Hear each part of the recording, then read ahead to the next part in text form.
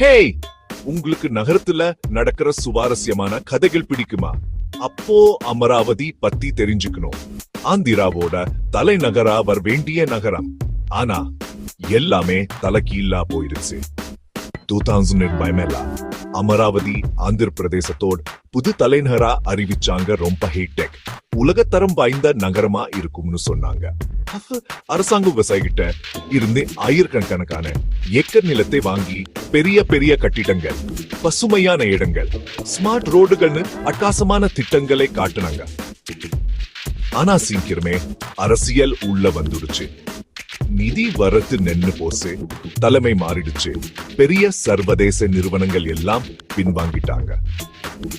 இன்னைக்கு அமராவதியோட பெரும்பாலான பகுதிகள் காலியான இடங்களா, கட்டி முடிக்கப்படாத கட்டிடங்களா, ஏமாற்றமடைஞ்ச மக்களோட இருக்கு.